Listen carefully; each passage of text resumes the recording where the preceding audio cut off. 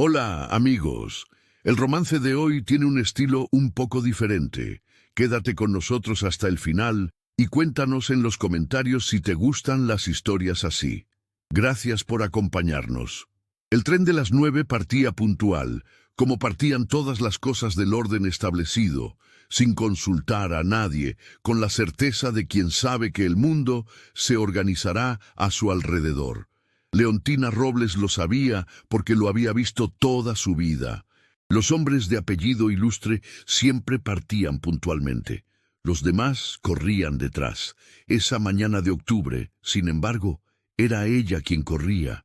Llevaba una cartera de cuero marrón cerrada con doble hebilla. En el bolsillo interior descansaban los documentos que don Aurelio Vega, viejo amigo de su padre difunto, abogado de los pobres y de las causas que nadie más quería defender, le había confiado 3 días antes. Lo que lleva en esa cartera puede cambiar una investigación, le había dicho. Confío en usted. Es la única persona que conozco capaz de cruzar esa sala sin doblar las rodillas. La estación de Atocha era un hervidero. Una protesta ferroviaria en la entrada obligaba a circular por un acceso lateral, entre sombreros, maletas y gritos de revisores. Un maletero la desplazó justo cuando el revisor llamaba al vagón contiguo. Alguien le indicó que avanzara. Ella avanzó. Solo cuando el tren comenzó a moverse, comprendió que algo estaba mal. Los asientos no eran de madera.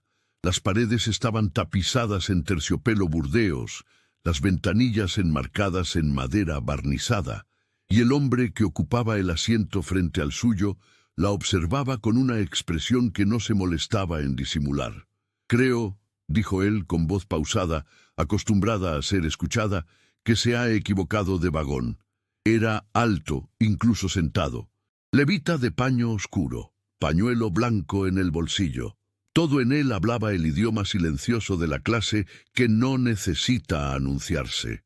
Tendría unos 34 años, quizá alguno menos, pero la edad exacta importaba menos que esa seguridad serena de hombre formado en un mundo que nunca le había exigido explicarse. «Lo sé», respondió Leontina. «Y el tren ya está en movimiento. La próxima parada es Guadalajara.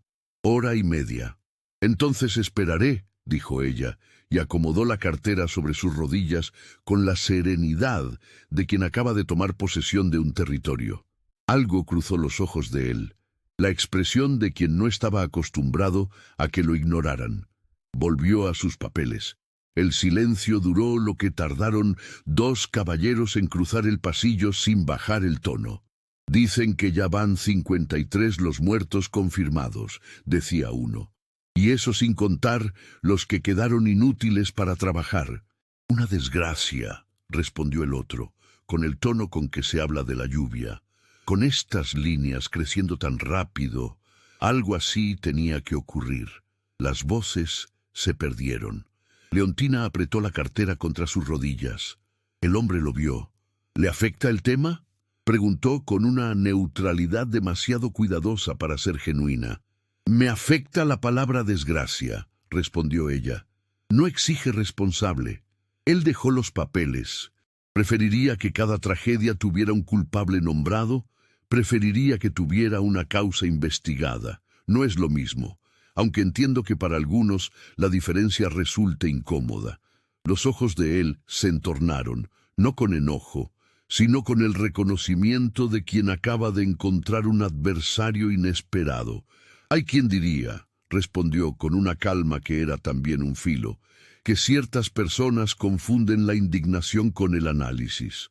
«Y hay quien diría», replicó ella sin perder el tono, «que ciertas personas confunden la comodidad con la objetividad». El silencio que siguió tenía temperatura. 2 personas que acaban de descubrir que el otro es más de lo que parecía. El progreso de un país exige decisiones que no siempre pueden juzgarse desde fuera. «El progreso», respondió Leontina, «es una palabra igual de útil que desgracia. Tampoco exige responsable». Él la miró fijamente. Ella sostuvo esa mirada sin moverse. sin que ningún músculo de su rostro traicionara el esfuerzo que le costaba no ser la primera en apartar los ojos. Él retomó sus papeles, pero al cabo de un momento dijo, sin levantar del todo la vista: «Es poco frecuente ver a una mujer joven viajando sola hasta Zaragoza». Leontina miró por la ventanilla el campo gris de octubre. Cuando habló, lo hizo con la tranquilidad con que se comenta el tiempo. «Y sin embargo aquí estoy», dijo. «Qué cosa tan poco frecuente». Él levantó la vista entonces, la miró, y por un segundo, solo un segundo, no dijo nada. Había algo en ese silencio que ella no supo interpretar del todo. Era la pausa de quien acaba de ver algo inesperado y necesita un instante para reordenar lo que creía saber. «Tiene usted respuesta para todo», dijo finalmente. «Tengo respuesta para lo que merece una», respondió ella. El tren se detuvo en Guadalajara. Leontina recogió su cartera, se puso de pie y lo miró con la compostura de quien cierra una partida, no una conversación. «Que tenga buen viaje, señor». Él inclinó la cabeza. Sus ojos la siguieron hasta que ella desapareció por la puerta del vagón. Leontina bajó hasta su vagón. Se dijo con firmeza que aquel hombre era exactamente lo que parecía, convencido de que el mundo le debía explicaciones, que una mujer sola era una anomalía que exigía comentario, y que el progreso era una abstracción noble y no el nombre de la negligencia con apellido. Se lo dijo con convicción, casi lo creyó. Lo que no logró silenciar fue aquel segundo en que él la había mirado y no había encontrado las palabras. A sus 28 años, no estaba acostumbrada a que un hombre se quedara sin palabras al mirarla. Era, se dijo con una irritación que no iba del todo dirigida hacia él, una lástima considerable que un hombre tan insufrible tuviera unos ojos tan difíciles de olvidar. En el vagón de primera clase, don Eduardo de Luján contemplaba el paisaje sin verlo. Tenía los papeles sobre las rodillas, pero no los había vuelto a leer. Pensaba en la mujer con la incomodidad de quien no consigue dejar de pensar en algo que preferiría haber olvidado. Era perturbadora, eso era innegable. Y si había en ella algo que otra persona habría llamado belleza, ese detalle era completamente secundario comparado con lo irritante que resultaba. Mucho más irritante que bella, se dijo con firmeza. Dispersó el pensamiento, volvió a sus papeles. Zaragoza recibió a Leontina con el ruido sordo de una ciudad que no pedía permiso para hacerlo. Carruajes sobre adoquines, vendedores en las esquinas, el olor a pan y a río entre las calles del casco antiguo. Don Aurelio Vega la esperaba en la puerta de la pensión, con el sombrero torcido y la expresión de quien lleva demasiado tiempo cargando cosas importantes. Un hombre de 60 años, con los ojos quietos de quien sabe que observar rinde más que hablar. Llegó sin contratiempos, dijo, y era entre pregunta y afirmación. Sin contratiempos, confirmó ella, y le entregó la cartera. Él la recibió con las dos manos, como si el peso no fuera solo físico. La sostuvo un momento antes de hablar. La audiencia preliminar es el jueves. El juez Ibáñez no es nuestro amigo, pero tampoco es nuestro enemigo. Quiere no equivocarse. La compañía enviará representación con abogados que cobran lo que nosotros no vemos en un año. Esto no va a ser rápido ni sencillo. Lo entiendo, dijo ella. Y entienda esto, dijo, con los ojos quietos que tanto se parecían a los de su padre. Usted no es solo la portadora, es la única que puede dar testimonio de la cadena de custodia, pero nadie debe saber más de lo necesario sobre cómo llegaron esos papeles a sus manos. Leontina asintió. Por un instante pensó en el hombre del vagón de primera clase. Luego apartó el pensamiento con la misma eficiencia con que se cierra una ventana. Los días previos fueron reuniones, revisiones y estrategia. Leontina escuchaba más de lo que hablaba. Aprendió a leer los planos de Tomás Ortega y aprendió que la diferencia entre una fisura estructural y una irregularidad menor podía medirse en vidas. La mañana del jueves, Llegó con niebla sobre el Ebro. El Palacio de Justicia era de piedra gris y corredores que multiplicaban los pasos. Leontina entró con la cartera bajo el brazo y la espalda recta, aunque los dedos dentro del guante se habían cerrado sin que ella lo decidiera. La sala era pequeña, mesa larga, sillas de madera, luz insuficiente. El abogado de la compañía, un hombre delgado llamado Castellán, con cortesía que no llegaba a los ojos. Un funcionario del tribunal, dos hombres que Leontina no reconoció. Y entonces, al fondo de la sala, junto a la ventana, alguien se volvió. Leontina lo vio en el mismo instante en que él la vio a ella. El silencio entre los dos duró exactamente lo que dura el instante en que el mundo reordena lo que creía saber. «¿Usted?», dijo ella. Él la miró con una expresión que era reconocimiento y algo que se parecía peligrosamente a la confirmación de una sospecha que había preferido no tener. «Señorita», dijo al fin, con una inclinación de cabeza que era perfectamente correcta y perfectamente inútil. Don Aurelio levantó la vista con la calma de quien ya sabía lo que iba a ocurrir. «Don Eduardo de Luján», dijo, con la neutralidad de quien pronuncia un nombre en un documento. «Marqués de Luján, representa los intereses de la Compañía Ferroviaria del Norte en este proceso». Leontina no movió un músculo, así que era ese, el heredero de la compañía cuyos rieles habían cedido bajo 53 hombres, el que le había dicho que el progreso exigía decisiones difíciles. Sintió algo que no era exactamente rabia, era más frío que la rabia y más duradero, la certeza de que había estado frente al problema y no lo había visto. «Don Aurelio», dijo, con una voz absolutamente igual a sí misma, «¿podría presentarme formalmente?» «Con mucho gusto», respondió el anciano, con algo en la voz que en otro hombre habría sido diversión. «Don Eduardo, le presento a la señorita Leontina Robles, quien trajo los documentos del ingeniero Tomás Ortega. Ahora fue él quien no movió un músculo, un segundo largo.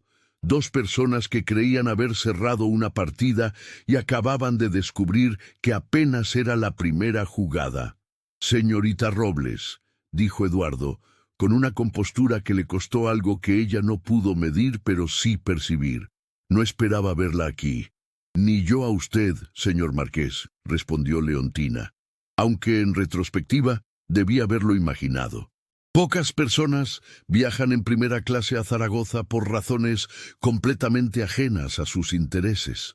En la comisura de sus labios apareció algo que no era exactamente una sonrisa. «El mismo razonamiento podría aplicarse a usted, señorita». «Podría», concedió ella, y se sentó. La reunión comenzó. Los abogados hablaron, los documentos circularon. Leontina tomó notas con letra pequeña y precisa, y en ningún momento volvió a mirar al hombre del otro lado de la mesa, aunque era perfectamente consciente de que él sí la miraba. No siempre, no de manera evidente, pero con esa atención lateral de quien intenta catalogar algo que se resiste a ser catalogado. Cuando la reunión terminó, Eduardo se puso de pie y se dirigió a la puerta.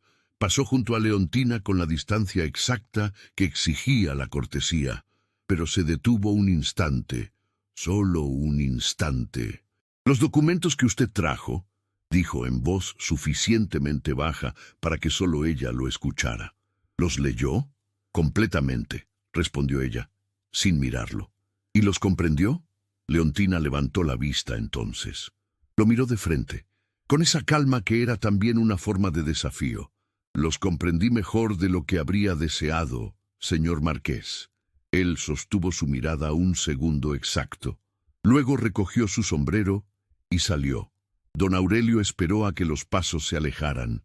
«¿Lo conocía?», preguntó sin énfasis particular. «Lo había visto una vez», respondió Leontina. «Brevemente». El anciano la miró con esos ojos quietos que veían demasiado. «Es un hombre inteligente», dijo. «Y eso, en este caso, puede ser un problema o una oportunidad. Aún no sabemos cuál de las dos». Leontina miró la puerta por donde Eduardo había salido. ¿Los comprendió? No era la pregunta de quien quería intimidarla. Era la de quien genuinamente necesitaba saber. Eso era, comprendió, lo más inquietante de todo. Las reuniones se sucedían con regularidad, pero Eduardo había dejado de pensar en ellas como reuniones. Eran el único momento del día en que podía observarla sin que nadie lo notara. Ella hablaba con palabras precisas, nunca una más de las necesarias, sin bajar la voz cuando la sala era incómoda, sin mirarles a los abogados de la compañía con el respeto nervioso que casi todos les dispensaban. Leontina Robles miraba a cada persona exactamente igual, y esa igualdad era en sí misma un desafío que le costaba apartar de la mente. No era la primera mujer inteligente que conocía. Era la primera que lo hacía sentir que sus propios argumentos necesitaban ser revisados antes de soltarlos. Eso no le gustaba demasiado. Y esa contradicción era la clase de cosa que no sabía dónde poner. Una tarde, al término de una sesión larga, Leontina salió al corredor y se detuvo junto a una ventana. Eduardo la siguió sin preguntarse por qué. «Castellán intentará lo mismo mañana», dijo, sin preámbulo. «Cuestionará la cadena de custodia. ¿Me está advirtiendo? Le estoy informando. La diferencia es sutil, señor Marqués». «Sí, lo es». Leontina miraba el patio. Él la miraba a ella, y era consciente de que lo hacía, y no lo remedió. «¿Por qué me informa? No está obligado. Porque he leído los informes de Ortega, todos». Leontina se volvió. Él vio el momento en que algo cambiaba en su expresión, el ajuste involuntario de quien recibe algo que no esperaba. ¿Y qué encontró? Que tenía razón, que los planos no mienten, y que alguien decidió que era un inconveniente en lugar de una advertencia. No sé quién, pero pienso averiguarlo. Si ese alguien resulta ser cercano a usted, ¿qué hará? No lo ignoraré. Ella asintió muy levemente. Y Eduardo tuvo la sensación de que ese gesto valía más que la mayoría de las aprobaciones que había recibido en su vida. «Es más de lo que esperaba de usted, señor Marqués. Eso me dice más sobre sus expectativas que sobre mi carácter, señorita Robles». En la comisura de sus labios apareció algo que, de haber durado un segundo más, habría sido una sonrisa. Ella echó a andar. Y Eduardo se quedó junto a la ventana preguntándose cuándo había empezado a esperar esos instantes con una atención que no tenía nada que ver con el proceso. Esa noche, don Aurelio tenía compromisos propios. Leontina cenó sola, con un libro que no logró leer, y salió a caminar por la calle del Coso sin esperar encontrar a nadie. Eduardo caminaba en dirección contraria, sin levita, con el aspecto de quien había intentado despejarse y tampoco lo había conseguido. Se vieron desde lejos. Ninguno cambió de acera. Se detuvieron en el mismo punto. «Señorita Robles, señor Marqués, un segundo». La calle casi vacía. Un farol parpadeó cerca. «¿Pasea sola a estas horas? ¿Le parece inadecuado?» «Me parece coherente con todo lo demás», dijo él. Había en su voz algo que no era crítica sino su opuesto exacto, y los dos lo sabían. Caminaron. No fue una decisión. Echaron a andar en la misma dirección y ninguno lo cuestionó. El Ebro estaba cerca. El aire olía a río y a piedra vieja. «¿Siempre fue maestra?», preguntó él. La pregunta la tomó por sorpresa. Era la primera vez que él preguntaba algo ajeno al caso, y los dos lo sabían. «Desde los 20 años. ¿Le parece una elección extraña?» «Me parece la elección de alguien que sabe exactamente lo que hace y por qué». Una pausa. «Que es justamente lo que me resulta perturbador». «¿Le perturba la determinación en los demás?» «En ciertas personas», dijo él, con una honestidad que no había planeado. «Cuando resulta más clara que la mía». Ella no respondió, pero en su perfil algo se suavizó un instante. Suficiente. Llegaron a un puente. Se detuvieron en la barandilla, con el agua oscura y las luces de la ciudad reflejadas abajo. demasiado cerca para que fuera neutral. Él lo sabía y no se movió. ¿Por qué aceptó traer los documentos? Preguntó con una voz distinta a la de las sesiones, más baja, más suya. Era un riesgo considerable. Leontina miró el agua. Mi padre defendió causas que nadie quería, toda su vida, sin dinero ni fama. Pero yo sé el nombre de cada persona que ayudó. Hay cosas que se heredan sin que nadie las diga en voz alta. Él tardó en responder. Mi padre también me enseñó cosas sin decirlas, dijo. No estoy seguro de que todas merezcan ser heredadas. Leontina se volvió hacia él. Estaban tan cerca que podía ver la luz del farol en sus ojos, el frío en sus mejillas, la línea de su mandíbula que era obstinada incluso en reposo. Era una mujer que llevaba semanas irritándolo y desconcertándolo, y en ese momento Eduardo comprendió con una claridad casi inconveniente que ninguna de esas cosas era el problema real. El problema real era que no conseguía imaginar una sala, un corredor, una calle, sin ella. ¿Por eso leyó los informes?, preguntó ella en voz baja. Él la miró y no respondió. La respuesta habría sido demasiado grande para ese puente y lo poco que todavía tenían permiso de decirse. El farol parpadeó. Leontina sintió el calor de él en el aire frío. La proximidad que ninguno de los dos había buscado del todo y que ninguno estaba remediando. Algo en ella quiso retroceder. Algo más antiguo no se movió.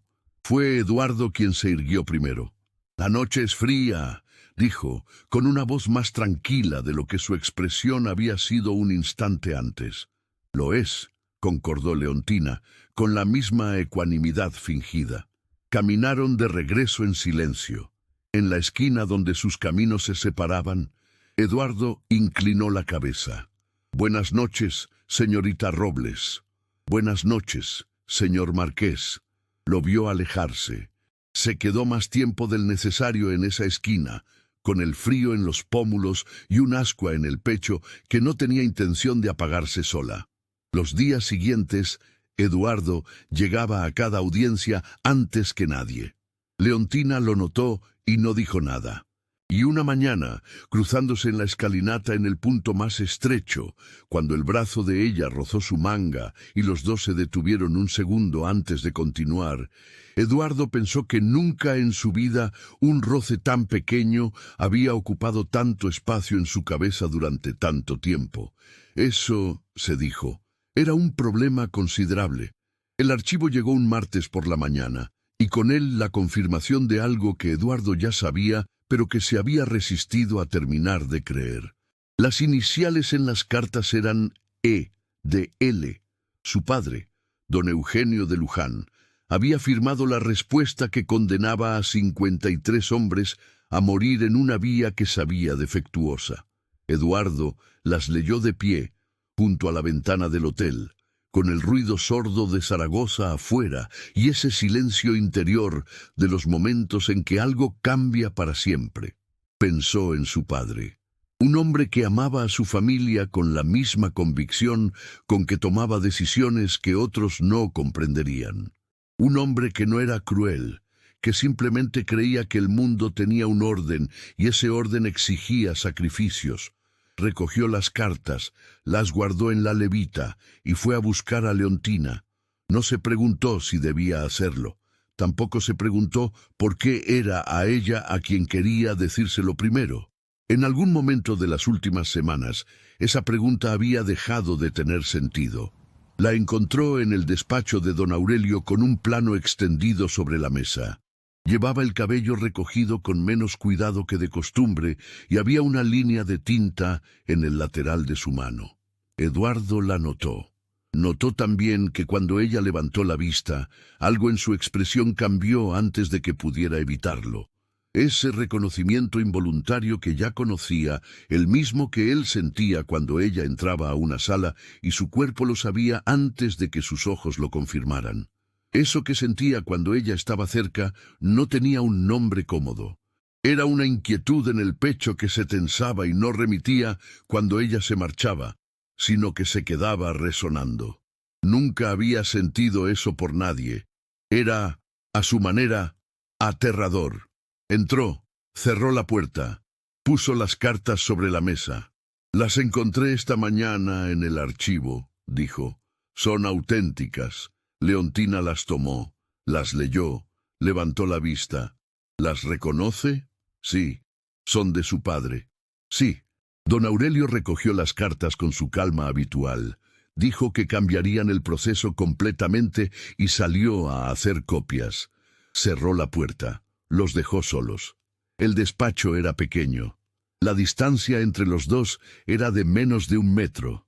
Leontina lo miraba con esa mirada que no juzgaba pero que veía todo, y Eduardo pensó que no había cosa más difícil de sostener que la mirada de una persona que lo veía de verdad. ¿Por qué los trajo?, preguntó ella. Porque usted me preguntó qué haría si resultaba ser alguien cercano a mí, dijo, y no quería ser el hombre que responde a esa pregunta con silencio. Leontina no dijo nada, pero algo en sus ojos cambió. Algo más profundo que la aprobación, más antiguo que la gratitud. Lo que acaba de hacer tiene consecuencias, dijo, muy despacio. Lo sé. Su padre, ya lo sé, pero hay cosas que no se pueden no hacer. Leontina extendió la mano y la apoyó un momento sobre su antebrazo. No fue calculado. Fue el gesto de quien reconoce en otro el peso de una decisión difícil y no tiene palabras mejores. Eduardo bajó la vista hacia esa mano, la línea de tinta en el lateral, los dedos posados sobre su manga con tanta naturalidad.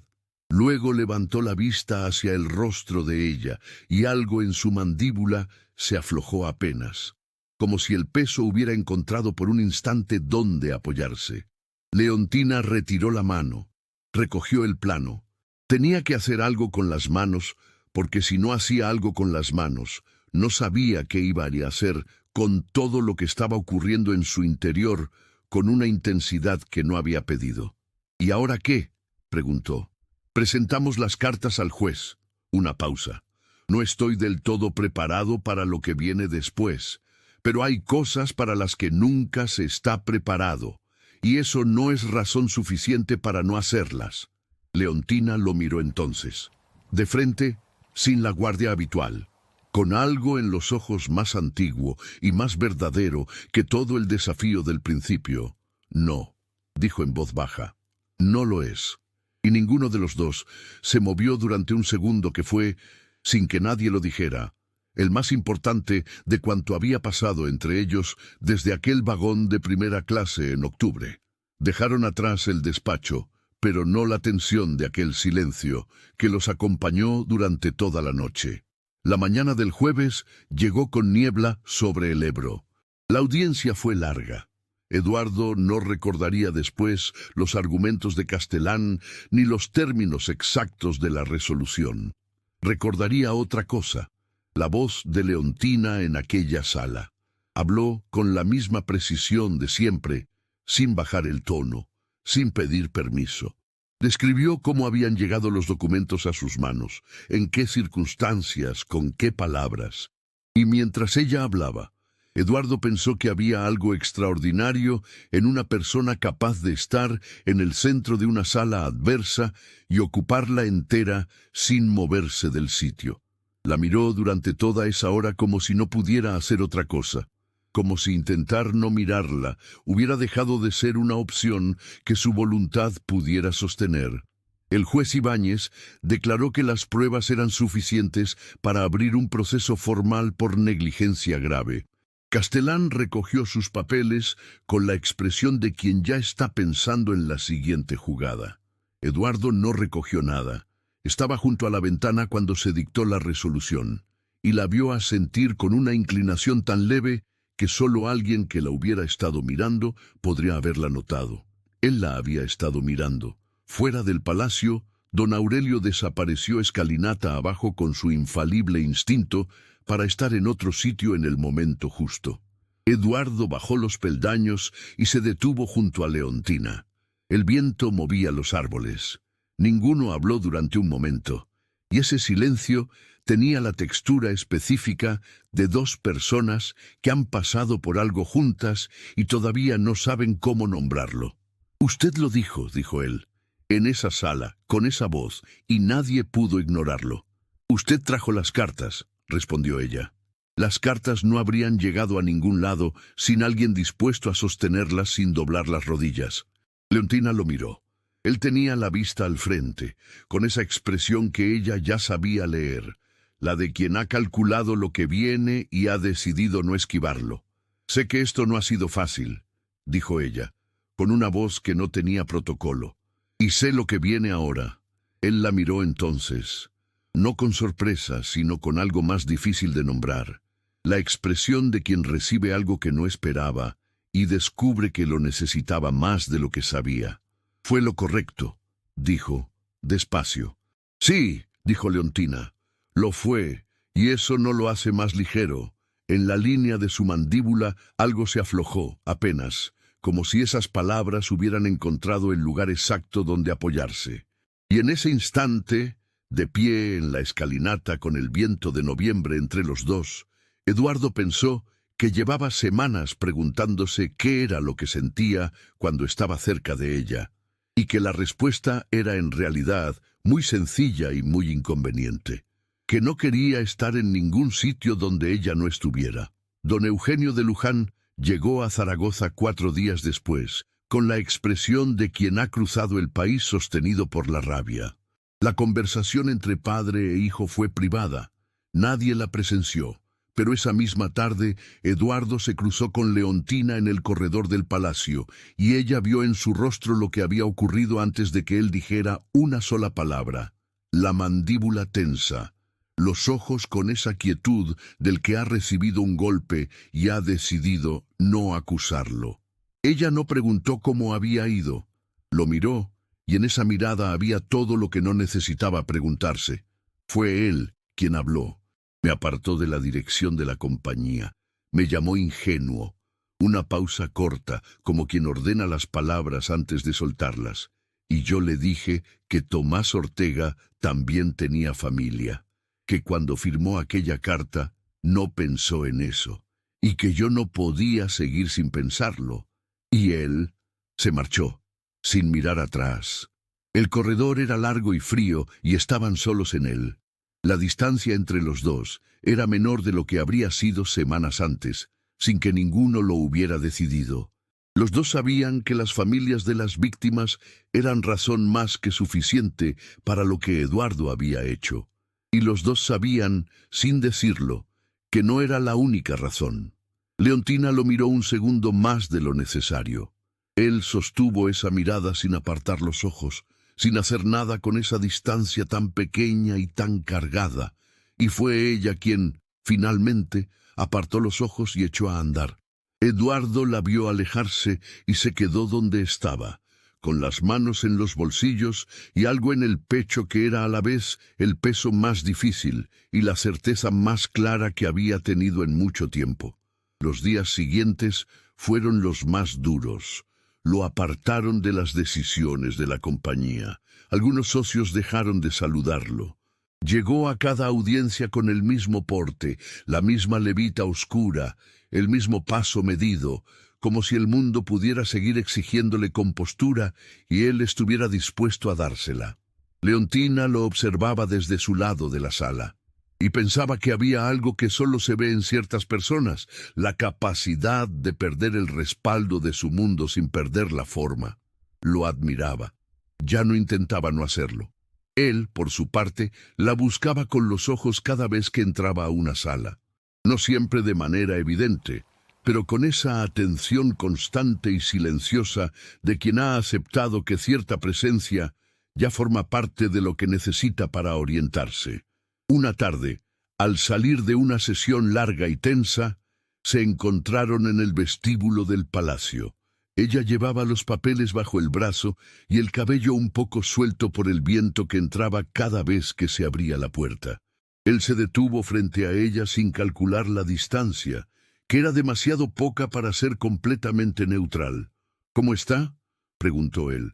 Solo eso, sin estrategia, sin subtexto. cansada, dijo ella.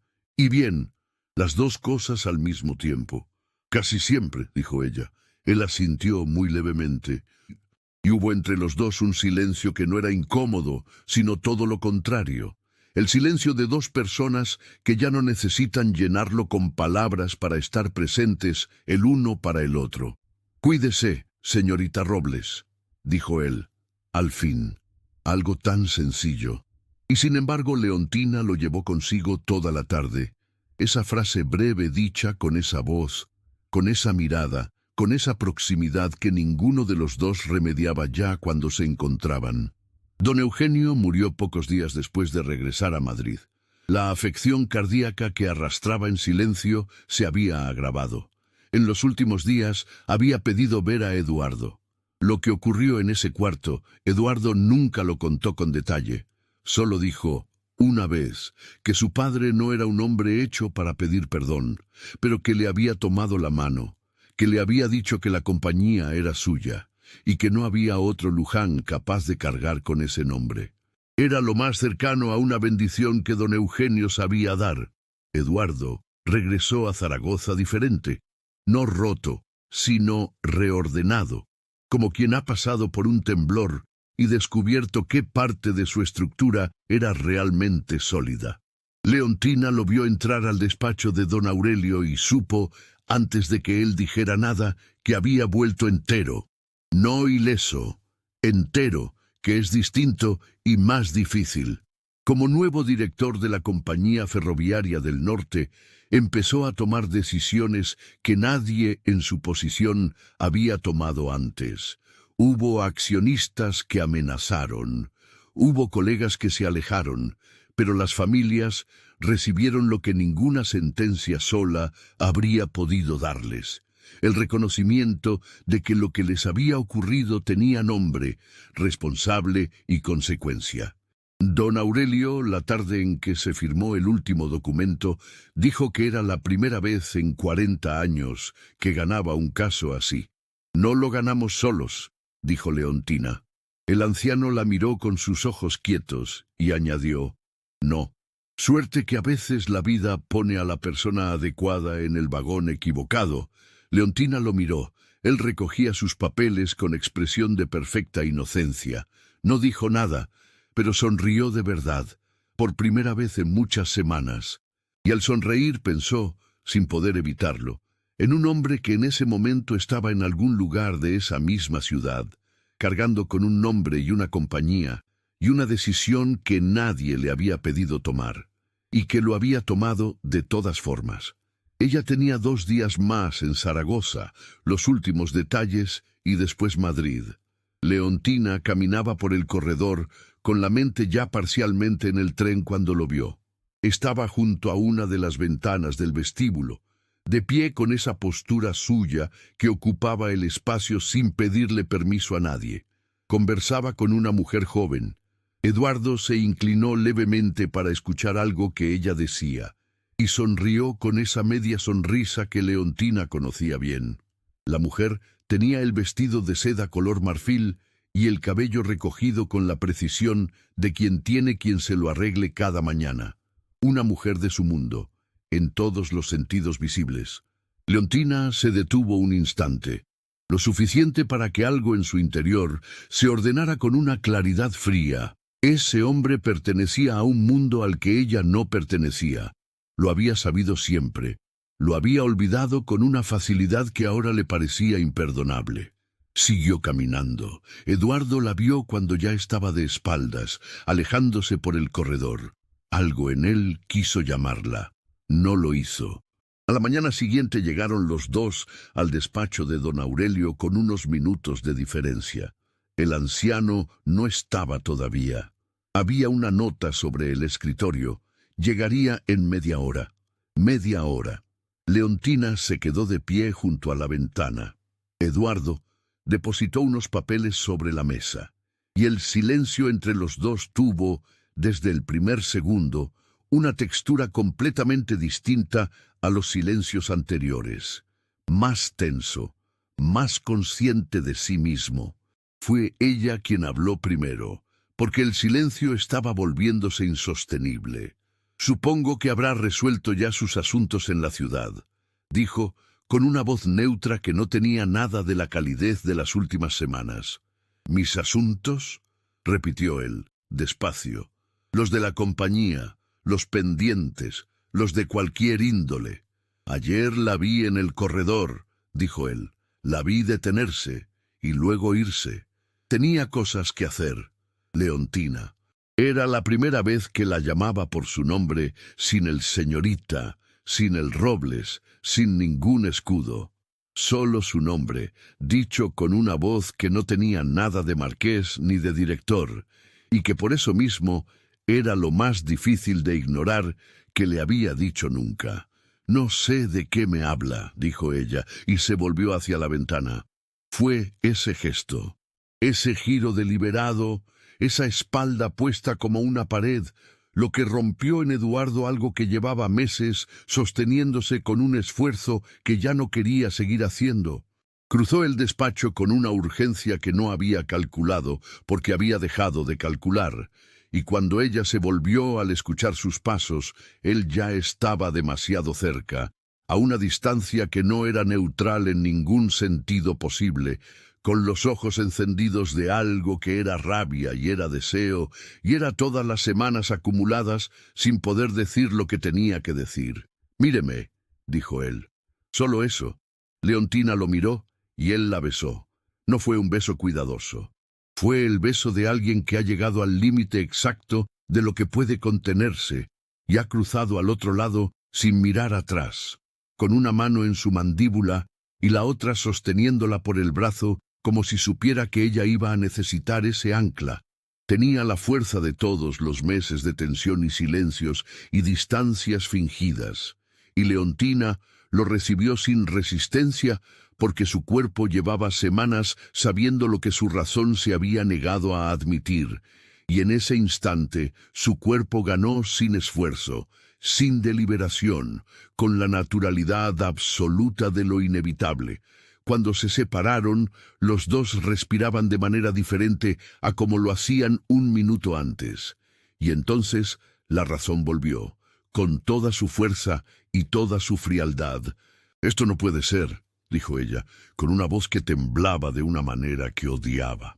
«Leontina, un marqués y una maestra», dijo, recuperando ese tono suyo que no admite discusión, aunque esta vez le costara más que nunca sostenerlo. «Eso no existe, señor de Luján, no en este mundo. Usted lo sabe tan bien como yo». Él abrió la boca, pero ella ya recogía la cartera, ya estaba en la puerta, y antes de que él encontrara las palabras, salió. Eduardo se quedó en el despacho vacío. Miró la puerta cerrada. Por primera vez en su vida no tuvo ninguna respuesta. Los 2 días siguientes fueron los más extraños que Leontina recordaría de ese otoño. No era el proceso lo que la tenía en vela. Era la memoria obstinada e inconveniente de un beso que no había sido planeado y que, sin embargo, había tenido la precisión de algo inevitable. Lo recordaba con una claridad que la irritaba profundamente. El calor de él a centímetros antes de que ocurriera. La mano en su mandíbula con esa fuerza que no era violencia sino certeza, y su propio cuerpo respondiéndole sin consultarla, sin pedirle permiso, con una naturalidad que la desconcertaba más que cualquier otra cosa. Lo quería borrar, y cuanto más lo intentaba, más nítido permanecía. No como un recuerdo, sino como algo físico, algo que seguía presente en la piel, aunque hubieran pasado 2 días. Leontina había construido su vida con sus propias manos. Había elegido cada paso con los ojos abiertos, y precisamente por eso sabía lo que ese beso significaba y lo que no podía significar. Un marqués no se casa con una maestra. El mundo tiene reglas que no se disuelven porque un hombre cruce un despacho con esa urgencia en los ojos. Ella lo sabía. Lo había sabido siempre. El problema era que ahora ella conocía el sonido de su nombre en esa voz, y aquello era imposible de olvidar. Eduardo, por su parte, no durmió bien ninguna de las 2 noches. Pero esto no era una decisión. Era el recuerdo de esa fracción de segundo antes de que la razón de ella interviniera, que ella lo quería tanto como él a ella. Con ella era distinto, no desde el beso, sino desde el vagón, desde el puente sobre el Ebro, desde cada vez que ella entraba a una sala y algo en su pecho se tensaba de manera inconfundible. Con Leontina, Eduardo de Luján no era el marqués ni el director, era simplemente él, sin el peso del apellido, sin la armadura, y lo había dejado salir por una puerta como si hubiera otra oportunidad esperando en algún sitio, lo cual era, comprendió al tercer amanecer, la cosa más absurda que había pensado en su vida. Se puso el sombrero y fue a buscarla. La pensión de la calle del Coso era una casa estrecha de fachada ocre. La dueña abrió con un delantal y una expresión que lo dijo todo antes de que dijera nada. «La señorita Robles se fue esta mañana», dijo. «Hace poco más de 40 minutos». Eduardo miró su reloj y salió. La estación quedaba a 10 minutos a pie. Los hizo en 6. El tablero de salidas, el tren de Madrid, andén 3, corrió. No calculó nada. Corrió por ese andén con los pulmones quemando, el sombrero perdiéndose en algún sitio, la corbata torcida. El tren de Madrid estaba con las puertas cerradas y el revisor recogiendo el último banderín. Eduardo llegó cuando el convoy empezaba a moverse. Alcanzó el estribo del último vagón y se subió. Leontina lo vio por la ventanilla, corriendo, descompuesto, exactamente como era debajo de todo lo demás. Había pasado 2 noches diciéndose con todas las palabras que sabía que lo correcto era irse. Y entonces lo vio correr, y todas las palabras se fueron. Él caminó por el pasillo, la encontró, se detuvo frente a ella. Tenía el aliento todavía roto y los ojos de alguien que acaba de cruzar una distancia que no es solo física. La miraba con esa manera suya, directa y sin escudo, que Leontina conocía y que nunca había dejado de afectarla. El tren se movía. Zaragoza desaparecía por las ventanillas. Los dos estaban de pie en ese pasillo estrecho, a una distancia que ya no era neutral, y ninguno hacía nada con esa distancia, porque ambos sabían que lo que se dijera a continuación importaba. «Ese mundo que dice que no existe», dijo él, con una voz baja y completamente despojada de todo lo que no era verdad, «yo lo construyo.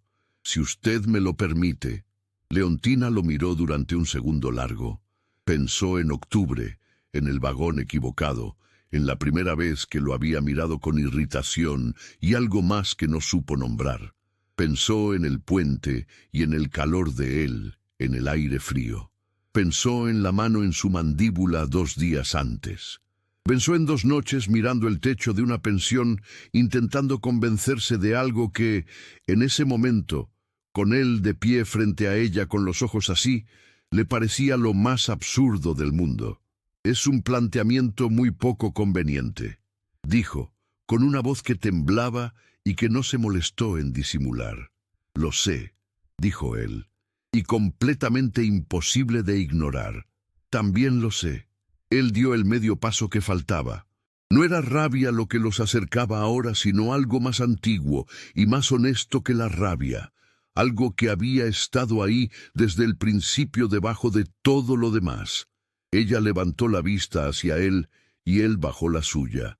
Y en el segundo antes de que ocurriera los dos, supieron con absoluta certeza que esto era lo que había sido siempre, y que ninguno de los dos tenía ya ningún interés en pretender lo contrario. Y esta vez fue ella quien lo besó.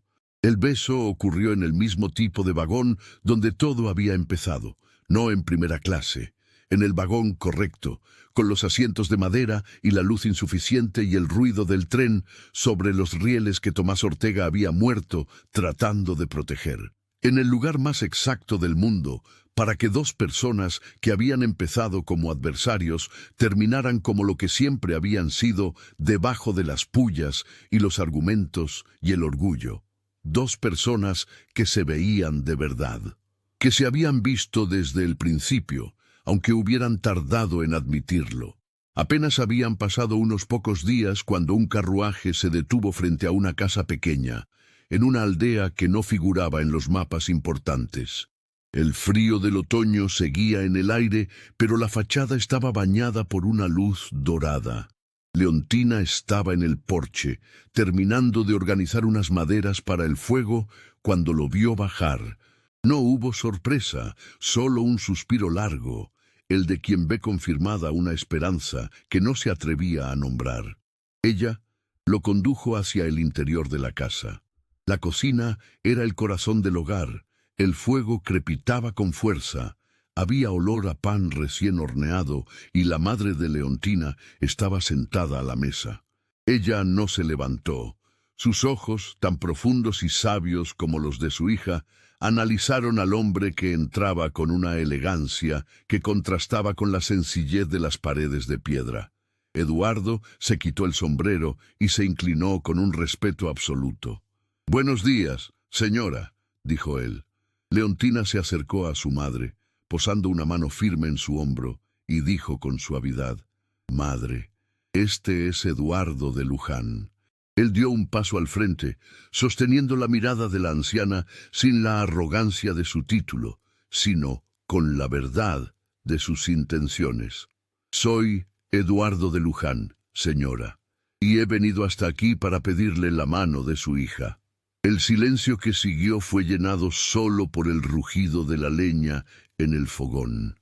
La madre miró a Eduardo, luego a Leontina, que permanecía allí, a su lado, serena como un roble, y finalmente volvió a mirar al hombre frente a ella.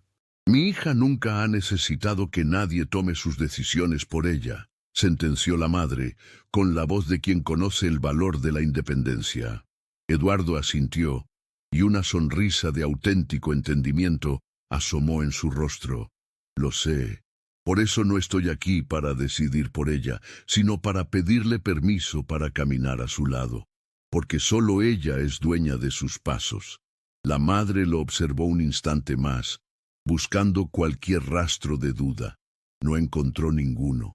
Entonces señaló la silla de madera frente a ella. «El café está caliente, señor de Luján. Siéntese». Leontina sonrió y buscó una taza más.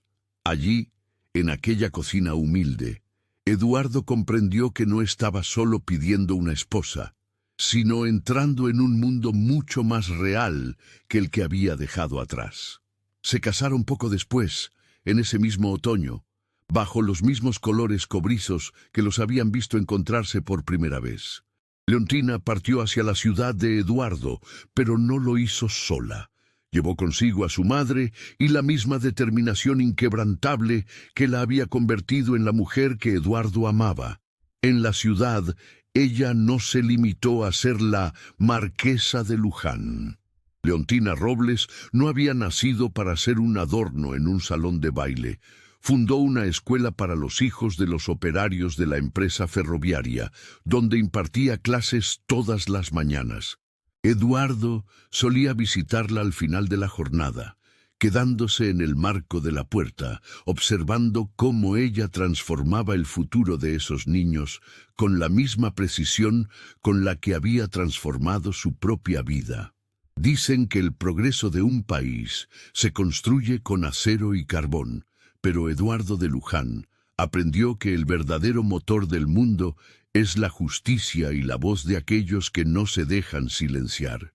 No vivían en un mundo perfecto, pero vivían en el mundo que decidieron construir juntos. Un mundo donde el nombre Luján ya no significaba negligencia y donde el nombre Robles era sinónimo de verdad. Leontina Robles subió al tren equivocado una mañana de octubre. Y al final del trayecto descubrió que, a veces, el carril correcto es aquel que elegimos cuando nos atrevemos a seguir al corazón. Querido espectador, si te quedaste conmigo hasta el final de esta historia, déjame un corazoncito en los comentarios y te daré un saludo muy especial. Gracias de corazón por acompañarme.